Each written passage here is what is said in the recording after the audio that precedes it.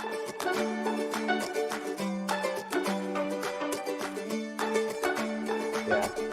apakah materinya sudah nampak di sana? Sudah, Pak. Baik, ya. Ini saya beri judul memahami dan berkomunikasi dengan remaja, gitu ya. Memang dunia remaja ini seperti yang disampaikan oleh kakak-kakak panitia tadi, itu adalah dunia yang membingungkan, gitu ya. Karena mereka ada di tengah-tengah. Dibilang dewasa, belum dewasa, dibilang anak-anak, mereka sudah beranjak dewasa, begitu. Nah, di dalam usia yang tanggung seperti ini, ada berbagai macam kendala, ada berbagai macam masalah. Nah, salah satunya adalah bagaimana mereka ini membangun komunikasi dan berinteraksi, baik dengan teman-temannya, teman sebayanya, dengan lingkungannya, tetapi terutama dengan keluarganya, yaitu orang tuanya dan saudara-saudara sekandungnya. Nah, seringkali terjadi banyak sekali hambatan, banyak sekali tantangan yang mereka alami. Mereka seringkali salah mengerti, tetapi mereka juga seringkali disalah mengertikan, gitu ya.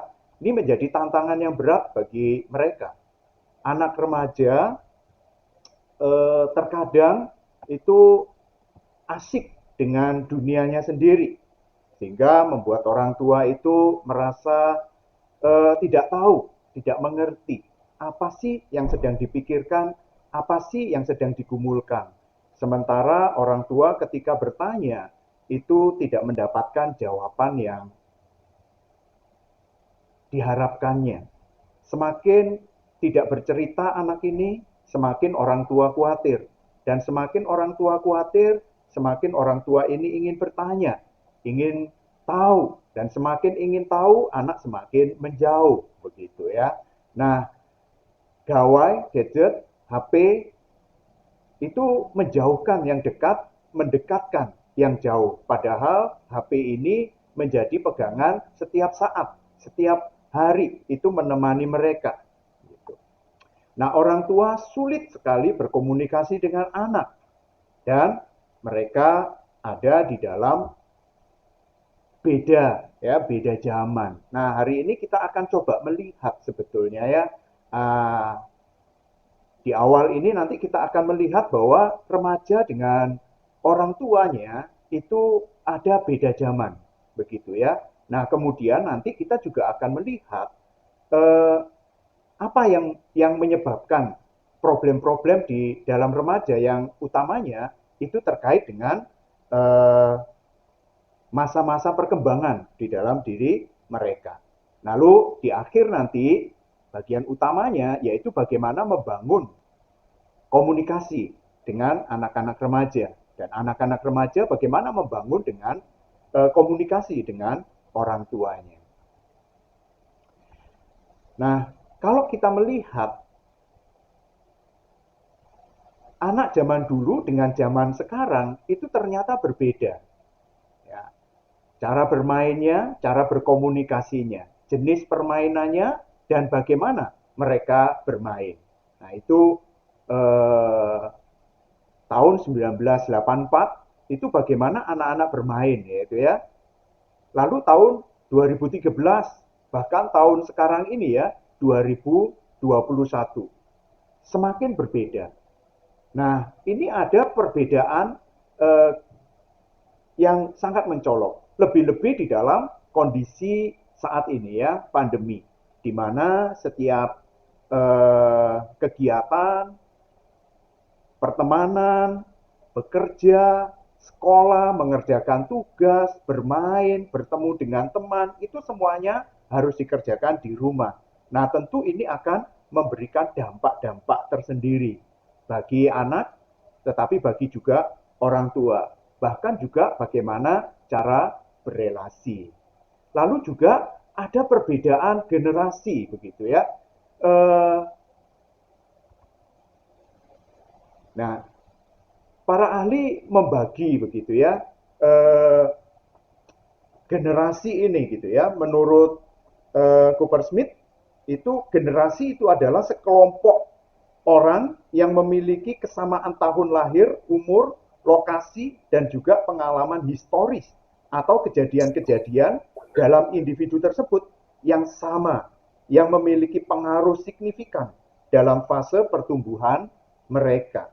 Jadi dapat dikatakan pula bahwa generasi adalah sekelompok individu yang mengalami peristiwa-peristiwa yang sama dalam kurun waktu yang sama pula. Nah, biasanya kurun waktunya sekitar 20 tahun begitu ya. Nah, sehingga kalau kita lihat ada generasi-generasi ya. Misalnya kalau kita lihat di dalam generasi orang tua, karena sasaran kita adalah orang tua saat ini dan juga anak remaja. Sehingga kita akan coba lihat perbandingan ya, generasi X, generasi Y, dan juga generasi uh, milenial begitu ya, generasi Z gitu ya. Jadi kalau kita lihat sebelum generasi X itu memang adalah baby boomers gitu ya. Lalu generasi X yang disebut post boomers, lalu generasi Z ya, milenial atau eco boomer. Kalau kita lihat generasi X itu sangat terpengaruh dengan krisis energi dan akhir dari perang dingin. Sementara generasi Y itu terpengaruh dengan media digital dan serangan terorisme. Sifat dari generasi X itu mengutamakan keseimbangan, mengutamakan perbedaan, dan pendidikan yang tinggi. Sementara sifat dari generasi Y itu adalah berprestasi, percaya diri, toleran yang tinggi, gitu ya. Nah, ini adalah profil dari orang tua saat ini ya, yang mempunyai anak diperkirakan adalah usia remaja. Mereka punya etos kerja, misalnya generasi X itu adalah bekerja lebih pintar. Sementara etos kerja dari generasi Y itu ambisius, tapi bisa multitasking. Urusan uang itu bagi generasi X itu konservatif ya, dan gemar menabung. Sementara generasi Y, urusan uang itu mendapatkan uang untuk dihabiskan. Nah, sekarang bagaimana generasi anak-anak mereka ya, anak-anak remaja begitu ya, yaitu generasi Z. Ya. Mereka ini lahir tahun 1996 sampai sekarang ya. Ya, diperkirakan umurnya 0 sampai 21 tahun gitu ya. Nah, kebanyakan ini kan yang remaja ya. Nah, mereka itu sangat terpengaruh dengan teknologi. Internet dan media sosial itu menjadi bagian di dalam kehidupan mereka. Bahkan mereka juga dipengaruhi oleh resesi ekonomi besar. Nah, sifatnya mereka itu bergantung pada teknologi, menerima perbedaan, dan ingin punya banyak pengalaman. Mereka menghargai keragaman. Nah, yang menarik, urusan keuangan itu adalah mendapatkan uang untuk dihabiskan. Nah, ini adalah profil ya, profil dari anak-anak remaja yang diasuh atau yang mempunyai orang tua generasi X dan generasi Y. Bayangkan kalau generasi Z itu urusan uang adalah mendapatkan uang untuk dihabiskan. Sementara generasi X itu sangat primpen begitu ya. Mereka gemar menabung. Urusan uang itu sangat konservatif. Nah, melihat anaknya mereka akan prihatin gitu ya. Tahu HP baru mereka ingin beli. Punya uang, kenapa nggak dipakai? Dan seterusnya. Nanti kita akan coba lihat lebih lanjut. Nah, sekarang bagaimana dengan masalah perkembangan? Ya, perkembangan di dalam remaja. Nah, fase remaja itu merupakan segmen perkembangan individu yang sangat penting, yang diawali dengan matangnya organ-organ fisik seksual sehingga mampu berproduksi. Nah, kata remaja itu diterjemahkan di dalam bahasa Inggris adolescence atau adolecere ya di dalam bahasa Latin, yang berarti tumbuh atau tumbuh untuk masak, menjadi dewasa. Dan di sini ukurannya adalah bagaimana mereka bereproduksi gitu ya. Nah, di dalam pemakaian istilah remaja dengan adolescence itu disamakan. Nah, masa remaja itu ditinjau dari rentang kehidupan manusia merupakan masa peralihan dari masa anak-anak ke masa dewasa. Jika melihat dari rentang usia remaja, menurut Harlock menyatakan rentang usia remaja itu antara 13 sampai 21 tahun yang dibagi pula di dalam usia masa remaja awal 13 atau 14 tahun sampai 17 tahun dan remaja akhir yaitu 17 sampai 21 tahun. Nah, tetapi WHO itu Badan Dunia yaitu PBB ya menetapkan batas usia 10 sampai 20 tahun sebagai batas usia remaja. Dan WHO menyatakan walaupun definisi di atas terutama didasarkan pada usia kesuburan atau fertilitas wanita, namun batas tersebut berlaku juga ya bagi usia remaja pria dan di sini WHO membagi kurung usia dalam dua bagian, yaitu remaja awal usia 10 sampai 14 tahun dan remaja akhir ya, yaitu usia 15 sampai 20 tahun. Nah, tetapi yang jelas di sini sama gitu ya, yaitu terkait dengan masa kesuburan, masa reproduksi. Nah,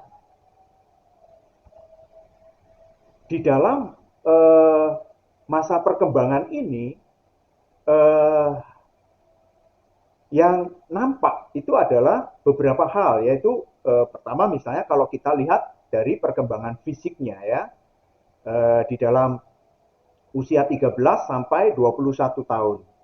Nah, perkembangan fisik ini di dalam masa pubertas itu ya, lalu juga masa kognitif atau abstract thinkingnya itu mulai berkembang, lalu emosinya itu juga berkembang, tapi kecenderungannya adalah swings gitu ya. Nah, lalu mereka itu ada di dalam masa-masa eksplorasi, ya, masa mencoba-coba, masa mencari-cari, karena keingintahuan mereka itu sangat tinggi. Namun, dengan kerentanan atau kerawanan dan potensi yang sama besarnya. Nah, mereka mencoba apapun. Saya ingat pada masa usia ini mungkin kita ingat ya, apapun kita coba. Masa kita itu mungkin yang paling menarik yang kita coba adalah merokok begitu ya. Nah, pada waktu itu mungkin orang tua kita akan marah gitu ya karena mencoba-coba rokok. Tetapi dengan berlalunya waktu begitu ya sampai saat ini sebagai orang tua itu eh, eh, masalah eh, kekhawatirannya itu lebih dari masalah rokok. Kenapa? Karena sekarang narkoba itu luar biasa sekali ya. Dan kita khawatir sekali jangan sampai anak-anak kita mencoba-coba narkoba yang namanya sabu sampai akhirnya sekali mencoba kan bisa kecanduan. Termasuk juga adalah saat ini yang paling rawan itu adalah masalah homoseksualitas. Nah, kalau masa eksplorasi mereka mencoba-coba, nah ini kan menjadi sesuatu yang rawan sekali bagi anak-anak. Lalu juga masalah idealisme dan kritisisme ya, kritis ya. Nah, terkait dengan apa? Masalah nilai, masalah aturan, masalah keyakinan keluarga atau masyarakat secara umum. Nah, ini seringkali ada benturan-benturan gitu ya antara nilai-nilai. Begini salah, begitu salah gitu. Padahal masa remaja itu masa-masa eksplorasi begitu ya. Gaya bicaranya itu perlu diatur begitu ya. Bagi orang tua itu penting sekali kesopanannya, bahkan juga yang paling eh, mereka tekankan bagi orang tua untuk anak-anak adalah masalah keyakinan. Jangan sampai anak-anak kita itu mempunyai keyakinan yang menyimpang. gitu ya.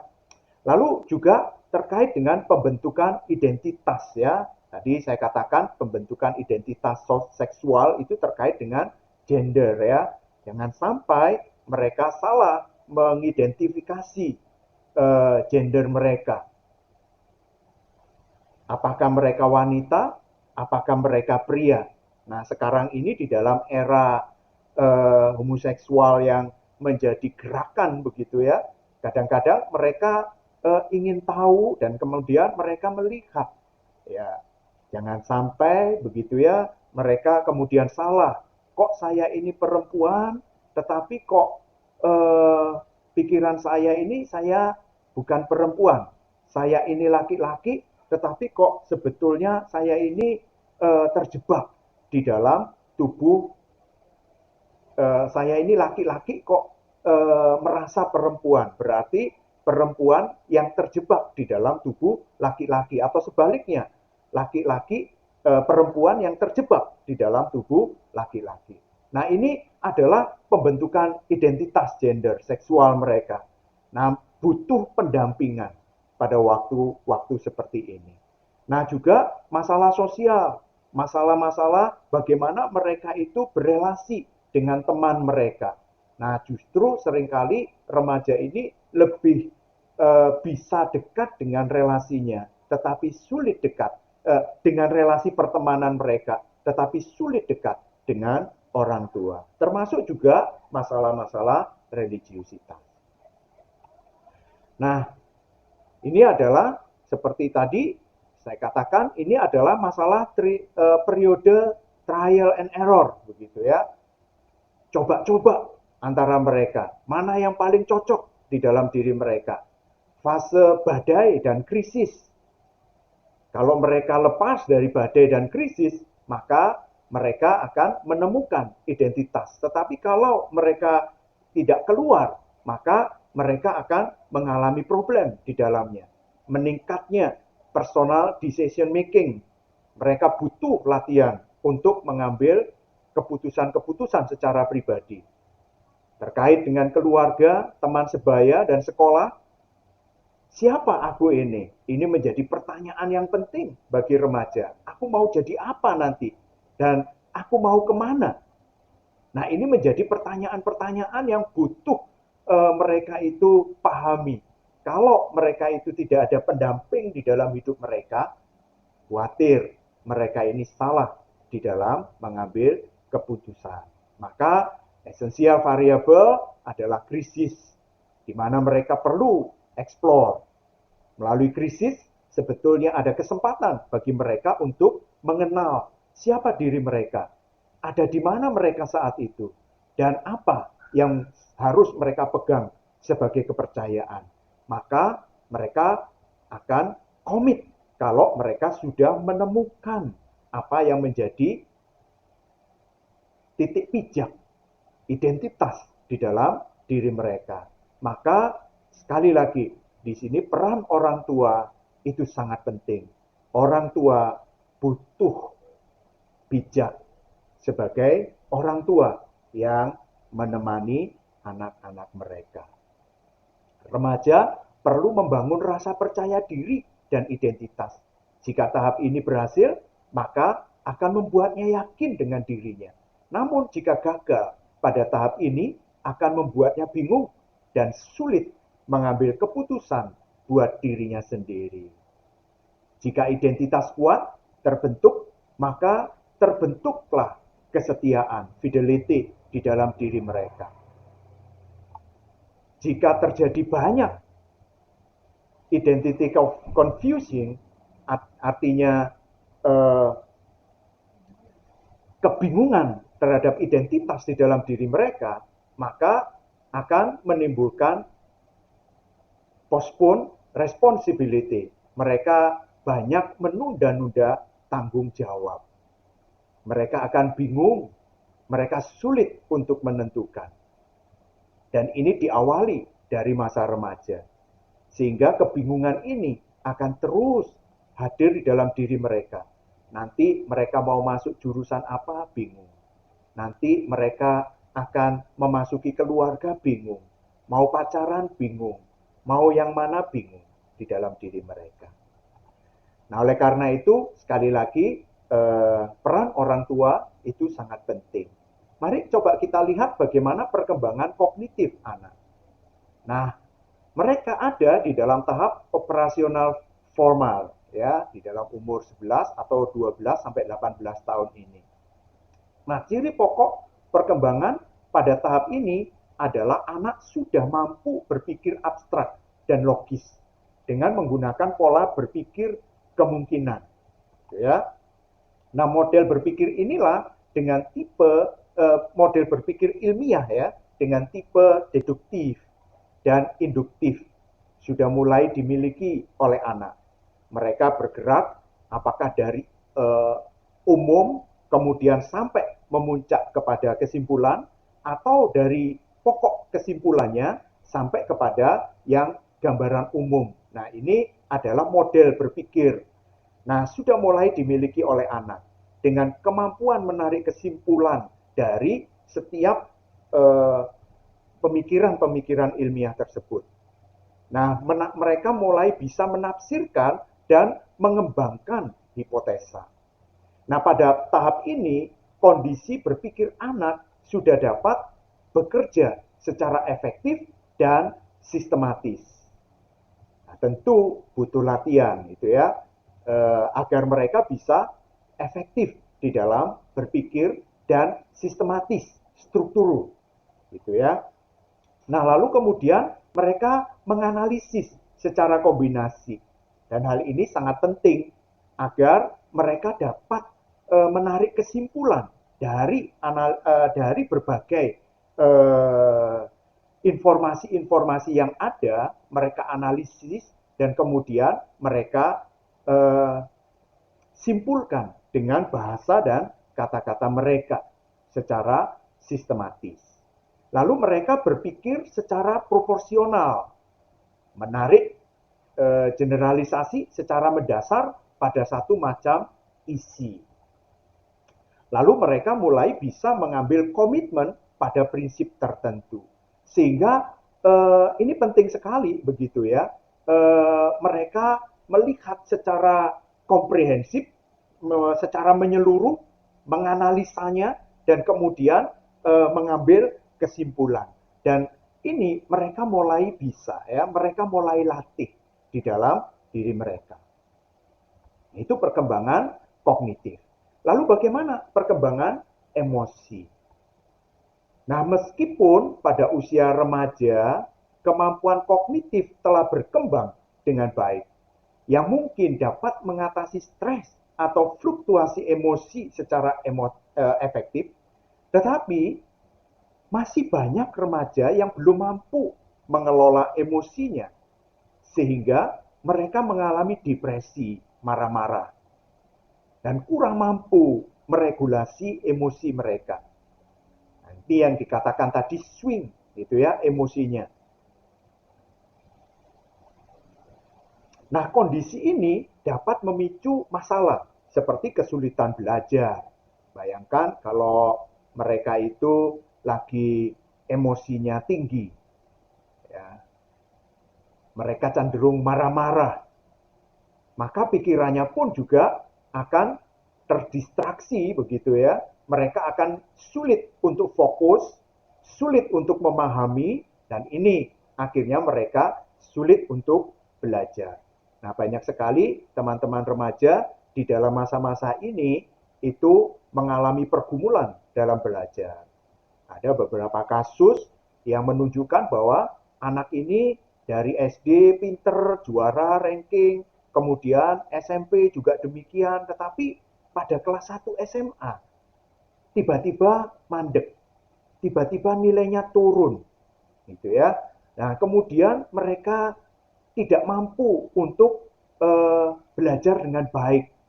Orang tua mengeluh, guru juga mengeluh.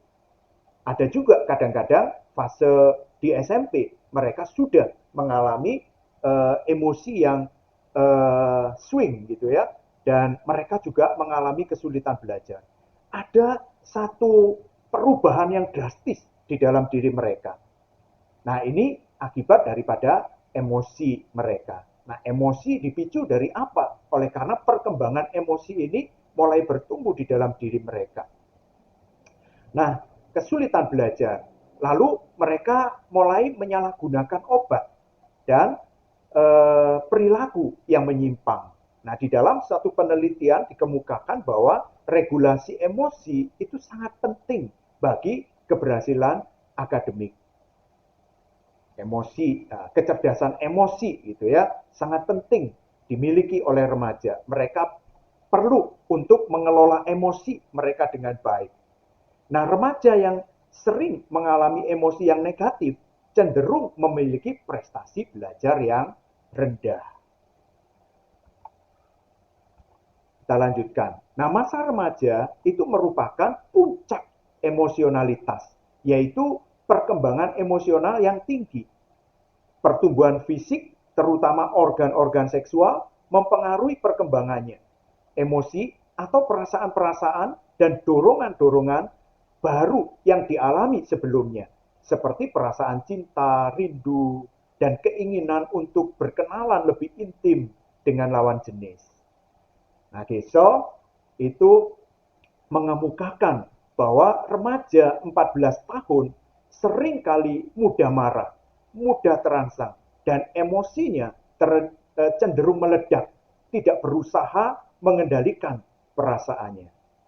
Ya, beberapa contoh kasus misalnya gitu ya, ini kan masa-masa mereka itu mengalami gejolak emosi dan pada masa itu perkembangan fisik dan perkembangan kognitif mereka juga mulai muncul.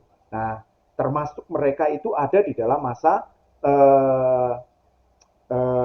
masa adolescence ya, masa di mana perkembangan seksual itu organ-organ seksual itu berpengaruh, hormon-hormon itu mulai berkembang di dalam dirinya.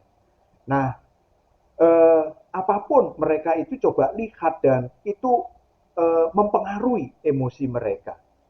Misalnya rambut mereka, misalnya mereka akan galau begitu ya, oleh karena model rambutnya. Mereka yang rambutnya keriting galau karena apa? Melihat rambut temannya yang lurus itu lebih keren. Sementara yang rambutnya lurus begitu ya, melihat rambut temannya itu keriting atau berombak, mereka pun juga galau. Kenapa? Rambutku lurus, sementara rambut temannya itu bisa bergelombang. Ada teman-teman remaja yang juga galau. Kenapa? Karena mulai muncul jerawat di dalam wajah mereka. Mereka pusing bagaimana menghilangkan jerawat. Tetapi yang lebih unik lagi, ada remaja-remaja tertentu yang tidak mempunyai jerawat dan dia lebih galau dari teman-temannya yang punya jerawat. Begitu. Dia galau dan dia bertanya, "Mengapa aku tidak punya jerawat?" Nah, bayangkan, apapun bisa menggalaukan mereka. Mereka menjadi emosi sendiri, mereka menjadi marah-marah sendiri. Orang tua pusing, kenapa anaknya marah-marah. Nah, kalau kita memperhatikan remaja 16 tahun, ya sebaliknya ya, remaja 16 tahun itu mengatakan bahwa mereka tidak mempunyai keprihatinan. Jadi, adanya badai dan tekanan dalam periode ini berkurang menjelang akhirnya awal masa remaja. Jadi kalau kita memperhatikan remaja-remaja awal di situ mereka begitu galau, begitu emosi, meledak-ledak, tetapi seiring dengan waktu begitu ya, mulai bisa menurun sebetulnya. Tetapi ada beberapa remaja yang sulit untuk bisa turun atau menurunkan tensi di dalam emosinya. Nah, mereka-mereka yang gagal mungkin adalah mereka-mereka yang sulit untuk menemukan siapa dirinya. Nah, sekarang bagaimana masalah komunikasi antara orang tua dan remaja? Hal yang sering orang tua lakukan di dalam komunikasi dengan anak terkadang kurang tepat. Ya, sehingga dapat menyebabkan anak menjadi kasar, saat berkomunikasi dengan orang tuanya. Kita perhatikan berbagai macam masalah, baik masalah perbedaan generasi maupun juga masalah-masalah perkembangan. Nah, hal-hal ini yang menghambat ya masalah komunikasi orang tua dan remaja. Dan seringkali orang tua tidak mengerti dengan anaknya, sementara anak tidak mengerti kenapa orang tua seperti itu.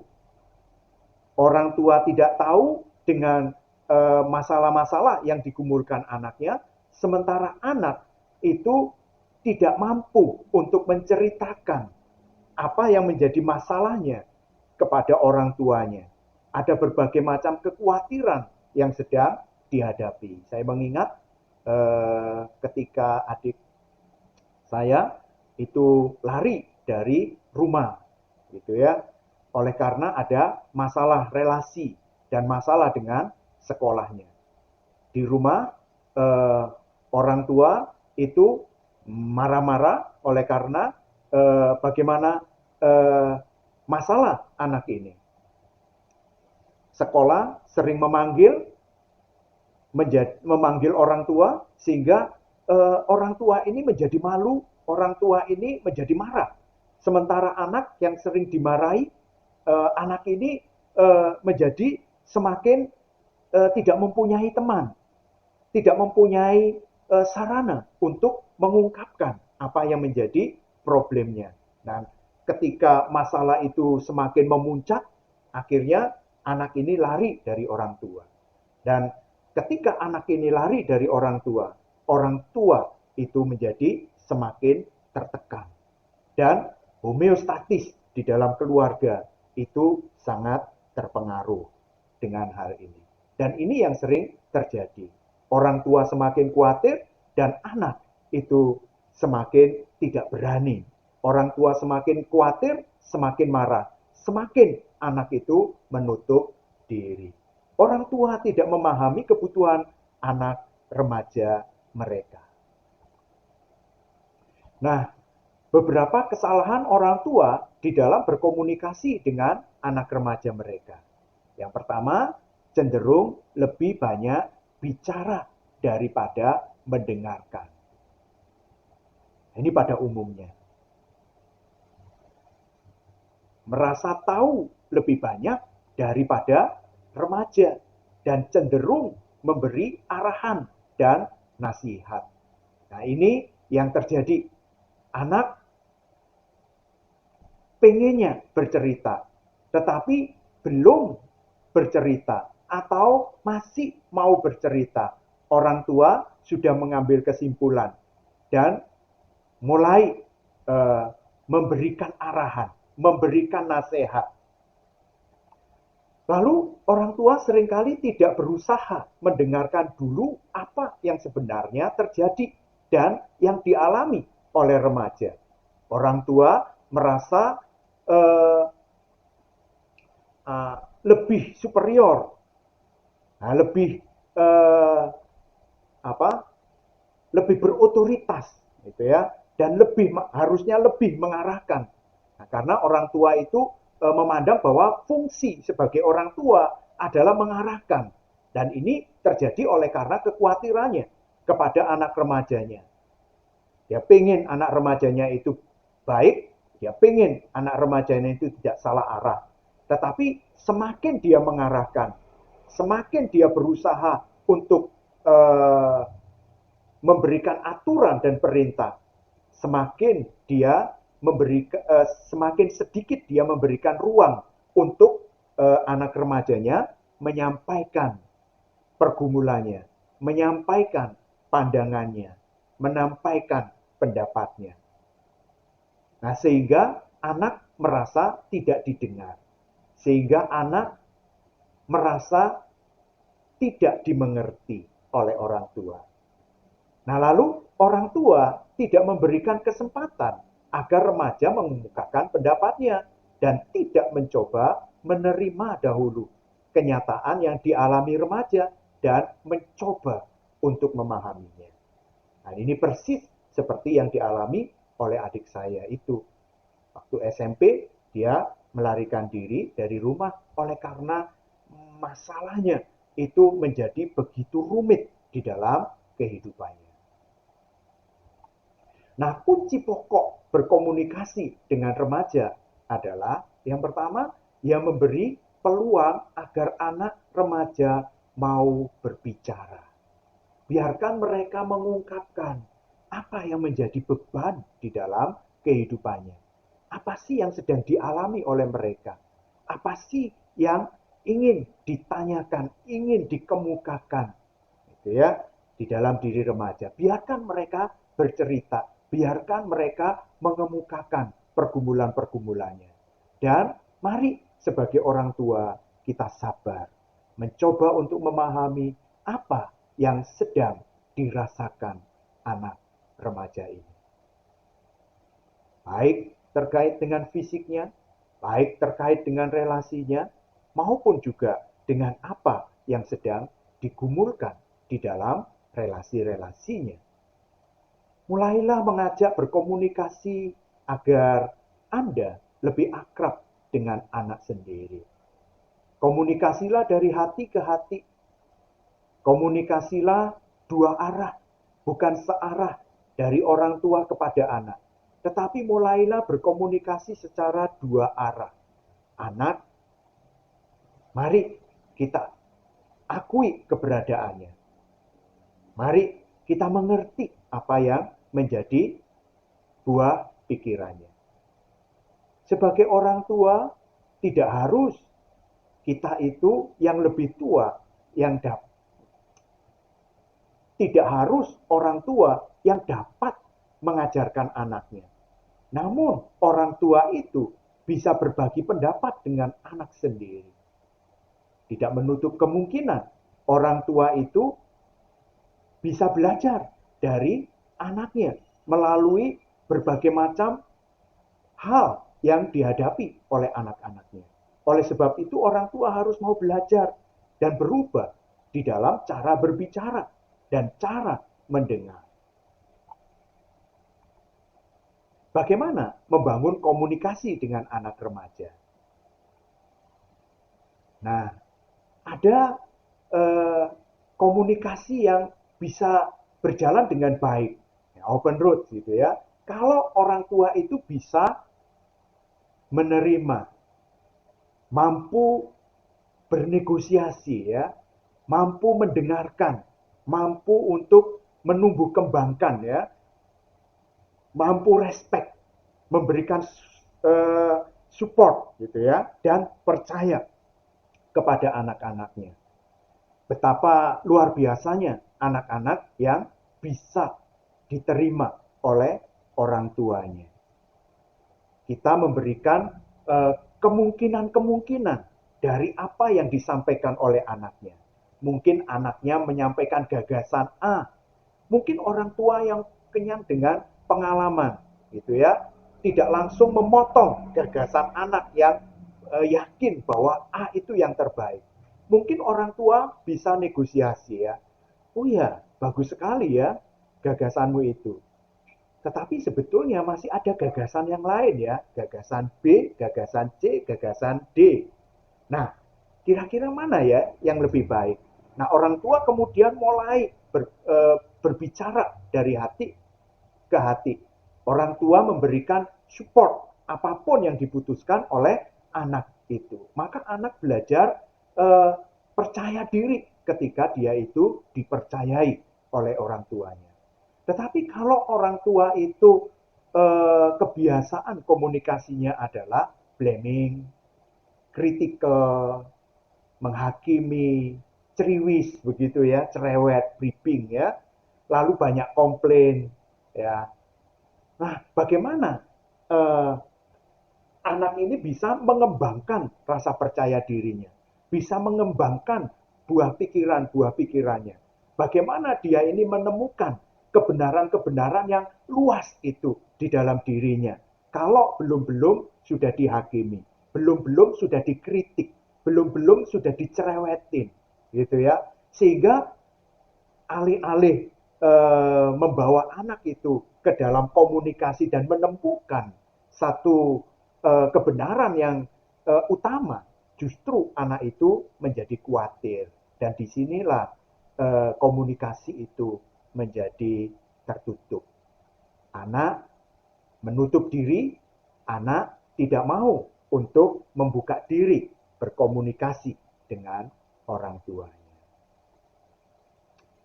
Maka mari mendengarkan anak remaja, ya. Bagaimana mendengarkan anak remaja? Mendengar itu berbeda dengan mendengarkan. Mendengarkan itu butuh keterampilan. Mendengarkan itu kritis, paham, dan ada keterampilannya, ya. Jadi mendengarkan dengan aktif, ya, menjadi pendengar yang aktif itu bagaimana? Pertama, menghilangkan hal yang dapat mengganggu, ya, menghilangkan hal-hal yang mengganggu, ya, buang kecemasan-kecemasan di dalam diri kita, ya, menghadap pada anak dan menatap langsung matanya. Jadi konsentrasi, jangan terpecah, ya, jangan terpecah. Kalau saat berbicara dengan anak, tolong singkirkan HP, tolong matikan TV, tolong matikan radio, tolong matikan musik, begitu ya. Ini mungkin dapat mengganggu, ya, konsentrasi, mengganggu kita mendengar dengan baik. Serius gitu ya, menghadap pada anak dan mulai menatap anaknya dari hati ke hati. Mengangguk dan memberikan pernyataan netral. Ya, oke, saya mengerti. Lalu bagaimana? Lalu merangkum perkataan anak sesekali, ya, sesekali merangkum untuk menunjukkan bahwa Anda mendengar perkataan anaknya, mendengar perkataan anak tersebut. Lalu meminta klarifikasi jika diperlukan. Apakah maksudmu seperti ini? Begitu ya. Nah, ini adalah keterampilan untuk mendengarkan. Ingat, jangan terlalu cepat menghakimi. Sabar, dengarkan dahulu sampai anak itu selesai berbicara. Perhatikan bahasa tubuh. Jangan terkesan menghakimi. Dari mimik kita, ya, itu kelihatan. Dari eh, eh, apa body language kita itu anak peka sekali. Orang tua ini mau mendengar atau mau menyediakan waktu atau ini orang tua ini sebetulnya sedang sibuk, sedang tidak mau mendengar, begitu ya. Nah, jangan cepat menasehati. Hindari kata makanya, gitu ya. Kan sudah mama atau sudah papa bilang. Kalau nanti nonton TV, nonton berita, nah tuh kan, ingat. Kadang seperti itu. Jangan terlalu banyak komentar. Nah, ini briefing tadi ya, ceriwis, cerewet. Jangan memotong pembicaraan mereka di saat tidak tepat. Nah, usahakan tidak memotong pembicaraan mereka. Mengerti dulu. Mengerti. Oke, yang ketiga, menunjukkan sikap menerima. Sabar menunggu mereka untuk bercerita. Jangan memaksa mereka bercerita. Kalau mereka tidak mau cerita, ya sabar saja untuk menunggu, ya. Nah, coba masuk dalam dunia mereka. Kadang dunia mereka itu memang berbeda, ya, dengan dunia kita. Istilah-istilah mereka berbeda, bahasa mereka juga berbeda. Coba selidiki apa sih kesukaan mereka. Oh, mereka ini sukanya bermain apa sih, game apa sih menariknya. Nah, itu dunia mereka, sosial media mereka, gitu ya. Kenali istilah-istilah kekinian, begitu ya. Bahasa prokem mereka, bahasa gaul mereka. Nah, pergunakanlah kemudian bahasa gaul mereka itu dengan mereka. Nah, tentu yang tidak biasa, ya agak sulit begitu ya, untuk melakukannya. Nah, pergunakan teknologi untuk berinteraksi dengan anak-anak ini. Nah, hargai privasi anak remaja ya. Hargai, mereka butuh privasi ya. Remaja adalah masa transisi dari anak-anak ke dewasa dan mereka memerlukan lebih banyak privasi. Kamar misalnya ya, butuh privasi. Pada waktu mereka belajar butuh privasi gitu ya. Nah, saat Anda bicara dengan anak, hindari mengorek rahasia anak jika ia tidak ingin membeberkannya. Jadi kalau anak itu tidak mau cerita, ya udahlah, nggak usah. Tapi kadang-kadang kita ini bukan bukan apa ya, bukan eh, sok pingin tahu gitu ya. Tetapi kadang-kadang kan ada kecemasan di dalam diri kita gitu ya. Nah, yang perlu kita redam dulu apa? Ya kecemasan kita. Nah, kita ingat anak kita ini masih remaja ya, dan perlu kita mulai menurunkan tensi kecemasan kita. Biarkan ya anak ini berkembang dan bertumbuh. Jadi kadang kita ingin tahu kenapa? Karena kita cemas. Dia itu temannya siapa saja, gitu ya. Dan kita tanya-tanya. Kadang-kadang kita eh, telepon teman-temannya atau orang-orang lain. Nah itu wah justru melukai ya privasi anak, nah, melanggar privasi anak. Nah jangan cek HP anak tanpa izin anak. Nah ini ya lebih-lebih kalau kita ini tidak terbiasa terbuka. Ya HP kita nggak boleh diperiksa anak. HP anak tentu juga nggak boleh diperiksa oleh orang tuanya. Jadi jangan sampai kita ini kalau sudah nggak terbiasa seperti itu. Tetapi memang ya ada baiknya orang tua terbuka kepada anak, anak terbuka kepada anak. Tidak ada yang tersembunyi, gitu ya. Tetapi ada baiknya, walaupun terbuka kita ini ya, jangan sampai kita ini cek-cek HP anak kita. Pura-pura, aduh HP saya ini agak ini hang, coba dong aku pinjem, butuh penting dan sebagainya. Nah pada waktu itu kita mulai ngecek-ngecek, anak ini googling, anak ini siapa saja, anak ini sosial medianya apa, ini. Nah ini melukai harga diri atau privasi anak. Sehingga akhirnya anak ini menjadi curiga dan tidak mau bercerita. Buatlah lebih banyak pernyataan yang positif, sebanyak mungkin yang positif. Lebih baik positif daripada yang negatif.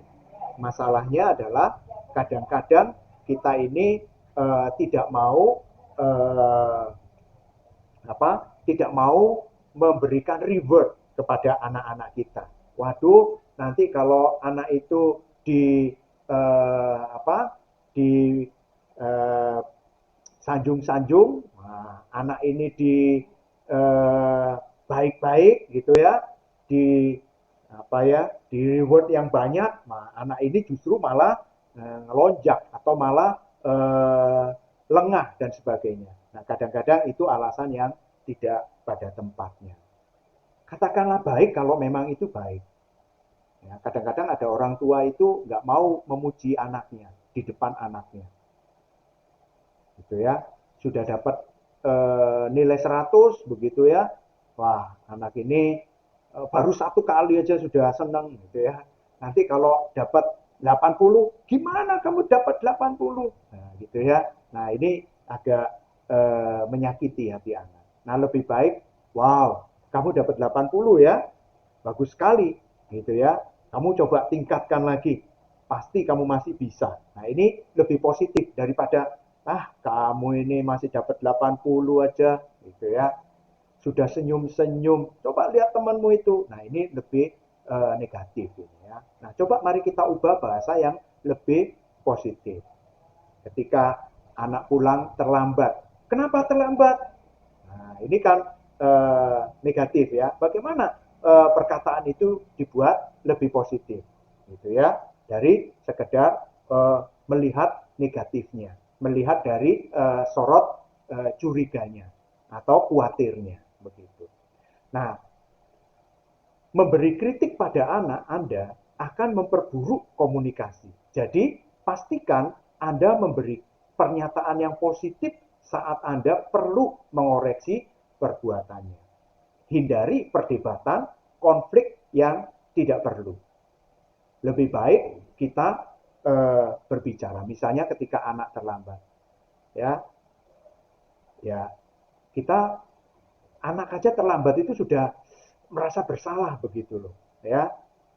Ya mungkin kita ajak ngomong begitu loh ya, bukan mengapa terlambatnya ya. Ya mungkin ada banyak cara ya untuk menghindari perkataan-perkataan yang negatif. Tunjukkan bahwa Anda itu mengasihi Anda, gitu. Mengasihi mereka ya. Jadi teman diskusi, teman bermain. Ajaklah mereka berbicara dari hati ke hati. Mengapa mereka itu terlambat dan ungkapkan ya mungkin kekhawatiran Anda terkait dengan anak Anda daripada Anda mengungkapkan kekhawatiran itu dengan bahasa marah gitu ya. Sebetulnya kan kita ini khawatir ya anak-anak kita ini terlambat apakah ada masalah gitu ya di sana kok bisa terlambat begitu ya apakah ada kendala begitu ya akhirnya kita marah-marah gitu ya nah, padahal kita sebetulnya ingin mengungkapkan kekhawatiran kita adalah berbicara dari hati ke hati anak ini. Nah ini ada beberapa contoh ya berkomunikasi dengan remaja ya dengan positif ya. Utamanya adalah untuk mencapai tujuan yang sama ya sebetulnya memiliki banyak pilihan cara berkomunikasi kepada anak. Nah di dalam penerapannya kalau kita lihat ini ada yang positif, ada yang negatif, gitu ya. Nah ini agak miring ya. Ya,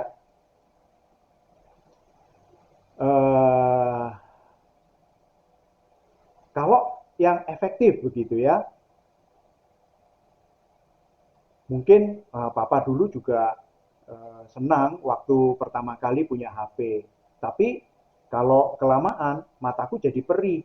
Setelah itu selalu memastikan ya berhenti sebelum capek. Nah ini karena anak mengeluh ya, mengeluhkan jadi perih matanya. Nah ini kalau bahasa tidak efektif itu seringkali adalah interogasi ya.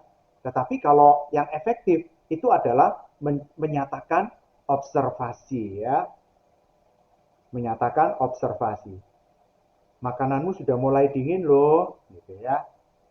Lalu yang tidak efektif adalah menolak perasaan. Ya. Lalu kalau yang efektif itu menunjukkan empati misalnya. Mahal ya kak harganya, ayah tahu sih kamu pengen banget. Kakak nabung dulu ya. Daripada, kamu pak pasti belum bisa beli yang begitu atau begitu aja sih kamu belum belum eh, bisa membelinya, gitu aja sedih gitu ya. Biasa aja lah. Lalu perintah ya, itu juga bahasa yang tidak efektif. Berhenti, matiin HP-nya sekarang, gitu ya. Tapi kalau yang efektif, yang lebih efektif adalah lebih ke antisipasi dan memberikan pilihan-pilihan. Dek atau Kak, tugasmu harus selesai hari ini kan? Mau kerjakan sekarang atau 15 menit lagi? Nah, ini ada pilihan ya. Ada pilihan pada mereka. Contoh lain ya. Ya, komunikasi yang efektif dan tidak efektif. Nah, komunikasi yang tidak efektif itu nasihat, interogasi, atau menolak, mengalihkan perasaan dan perintah ya. Misalnya ini ya, nasihatnya. Makanya tas diperiksa tiap minggu, tiap mau berangkat, jangan males. Lebih komunikatif adalah aku juga dulu pernah ketinggalan PR. Wih, takut banget sih waktu ditanya guru. Akhirnya papa selalu periksa ulang tas tas papa sebelum berangkat sekolah. Nah, kalau interogasi, kok bekalnya nggak dimakan sih? Kamu kenyang. Kenapa? Memang kamu nggak suka makanannya, gitu ya. Nah, kalau menyatakan observasi adalah mama lihat kotak bekal makananmu, kotak bekal makan kamu isinya masih agak banyak ya kak, gitu ya. Nah, nanti dia akan bercerita. Lalu eh, komunikasi yang tidak efektif lagi adalah menolak atau mengalihkan perasaan. Masa sih kamu capek? Kan cuma gitu doang. Masa sih ngantuk? Nah, lalu menunjukkan empati ya. Ngantuk ya rasanya habis pulang sekolah. Apa ya yang paling bikin lelah hari ini? Nah, nanti ini akan membuka komunikasi ya. Dia akan bercerita. Nah, kalau perintah ya mandi sekarang. Nah, kalau pilihan kita akan berangkat ke rumah nenek 1 jam lagi ya. Mau selesaikan baca dulu, baru mandi atau mandi dulu baru lanjutkan membaca dan seterusnya ya. Nah, akhirnya eh, ada satu puisi ya yang disampaikan oleh Dorothy ini ya di akhir daripada sesi ini sebelum tanya jawab ini ya. Anak belajar dari kehidupan. Jika anak dibesarkan dengan celaan, ia belajar memaki. Jika anak dibesarkan dengan permusuhan, ia belajar berkelahi. Jika anak dibesarkan dengan cemoohan, ia belajar rendah diri. Jika anak dibesarkan dengan penghinaan, ia belajar menyesali diri. Sebaliknya, jika anak dibesarkan dengan toleransi, ia belajar menahan diri. Jika anak dibesarkan dengan dorongan, ia belajar percaya diri. Dan jika anak dibesarkan dengan pujian, ia akan belajar menghargai. Kiranya apa yang kita pelajari hari ini bisa menginspirasi kita bersama untuk membangun relasi dan kedekatan dengan anak-anak kita. Tuhan memberkati kita sekalian. Saya serahkan kembali kepada moderator.